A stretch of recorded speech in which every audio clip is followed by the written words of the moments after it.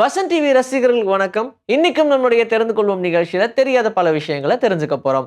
அதாவது எப்பவுமே இந்த காஃபி வாங்கும்போது நம்ம எல்லாம் ஒரு காஃபி ஹவுஸ்க்கு போறோம் அப்படின்னா அங்க உட்காந்து ஜாலியா டைம் ஸ்பெண்ட் பண்ணிட்டு சாப்பிட்டு வந்துருவோம். ஆனா இந்த டேக் அவே அப்படின்னும் போது நாமளே வாங்கிட்டு வந்துருவோம். பட் ஃபாரின் கண்ட்ரீஸ்லாம் அப்படி இருக்காது. கார்லயே போலாம், என்ன ஆர்டரோ அதை பிளேஸ் பண்ணலாம், உடனே நமக்கு கார்ல கொடுத்துருவாங்க, அப்படியே கிளம்பிடுவோம். ஆனா அதே மாதிரியான ஒரு கன்சியூமர் என்ன பண்ணியிருக்காருன்னா, கஸ்டமர் ரெகுலரா அங்க வாங்குறவர் தான் அதே மாதிரியான ஒரு காஃபி ஹவுஸ்க்கு போயிருக்காரு.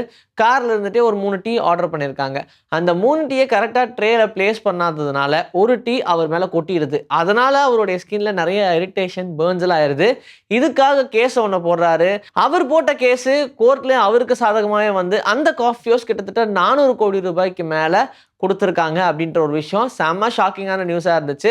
ஸோ கன்சியூமர், அதாவது கஸ்டமருடைய சாட்டிஸ்ஃபேக்ஷன் தான் எந்த ஒரு பிஸ்னஸ் பண்ணனாலும் முக்கியம் அப்படின்னு சொல்லுவாங்களே, அது ரொம்ப சின்ன மேட்டராக நம்ம நினச்சக்கூடாது. பார்த்தீங்கல்ல, ஒருவேளை கஸ்டமர் அன்ஃபீல் ஆகி அவங்க கேஸ் போட்டாங்கன்னா எவ்வளோ கோடி கணக்கில் அவங்க நஷ்டஈடு கொடுக்க வேண்டியதாக இருக்குன்னு இது நிறைய பிஸ்னஸ் ஆண்டர்பிரனர்ஸ் எல்லாருக்கும் பெரிய ஷாக்காக தான் இருந்திருக்கு. ஹியூமனுடைய ஆர்கன்ஸ் எல்லாமே ரொம்ப தனித்துவம் வாய்ந்தது அப்படின்னு சொல்லுவாங்க. ஆனால் நம்ம ஆர்கன்ஸ்லேயே ரொம்ப சிறந்தது என்னன்னா ஹார்ட். அதுதான் நம்மளுடைய உயிர் நாடி அப்படின்னே சொல்லலாம். அது மூலியமா தான் துடிச்சுக்கிட்டு இருக்கு.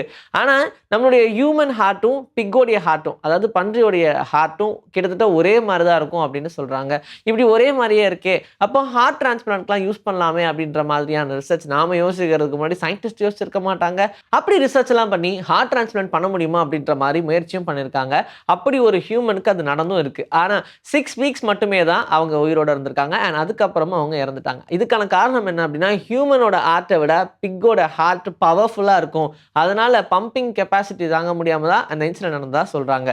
பட் மோரோவர் இருக்கிற அனிமல்ஸ்லயே ஹியூமன் அண்ட் பிக் 2 மட்டும் தான் ஒத்து போகுதுன்னு சொல்றாங்க. நாக்கு ஃபுல்லா நீங்க வெளியே நீட்டிட்டு அது ரிலாக்ஸ் பண்ணணும்னு நினைச்சீங்கன்னா நாக்கு ஆடாம இருக்கவே இருக்காது. அது ஸ்ட்ரைட்டாவும் நிற்காது, ஆடிக்கிட்டே தான் இருக்கும். இது பெரும்பாலுமான மக்களுக்கு நடக்கிறதா. ரொம்ப ரேர் கேஸ்ல மட்டும்தான் அதை பண்ண முடியும். இதுக்கு ரீசனா என்ன சொல்றாங்கன்னா, நம்மளுடைய பிரெயின் பாத்தீங்கன்னா நம்ம டோட்டல் பாடியும் கண்ட்ரோலா வச்சுக்கணும் அப்படின்றதுனால அந்த நர்வ்ஸ் மூலியமா எல்லாத்தையுமே பர்ஃபெக்டா கண்ட்ரோலா வச்சுக்கும். ஆனா நம்ம நாக்குல இருக்கிற 8 மசிலுமே கண்ட்ரோல் பண்ணும் அப்படின்றது பிரெயினுக்கு கூடுதல் வேலையா தான் இருக்கும். அதனால தான் நம்மளால அந்த நாக்குல இருக்கிற மசில்ஸை கண்ட்ரோல் பண்ண முடியல அப்படின்னு சொல்றாங்க. நாக்கை ஸ்டேபிளா வைக்காம லைட்டா அங்கங்க ஆடிக்கிட்டே இருக்கும். எம்எம்ஏன்னு சொல்லுவாங்க, அதாவது மிக்ஸ் மார்ஷியல் ஆர்ட்ஸ் அப்படின்னு சொல்றாங்க இல்லையா. இதுல இருக்கிறவங்களுடைய ஷின் போன்ஸ் எல்லாம் பாத்தீங்கன்னா பயங்கரமான ஸ்ட்ராங்கா இருக்கும். ஈவன் அந்த ஷின் போனை வச்சு அடிச்சா ஒரு சில பேருக்கு ஃப்ராக்சரே ஆயிடும் அப்படின்ற மாதிரி சொல்லுவாங்க. ஷின் போன்னா என்ன, அடிக்கடி நம்ம சைக்கிளிங் பண்ணும்போது பெடல் வந்து டங்குன்னு ஒரு இடத்துல அடிக்குமே, பயங்கரமா வலிக்குமே, அதுதான் ஷின் போன். ஆனா இவங்க வேணும்ட்டே ஏதாவது ஒரு இரும்பையோ இல்ல உடையோ வச்சுட்டு அந்த இடத்துல அடிச்சுக்கிட்டே இருப்பாங்க.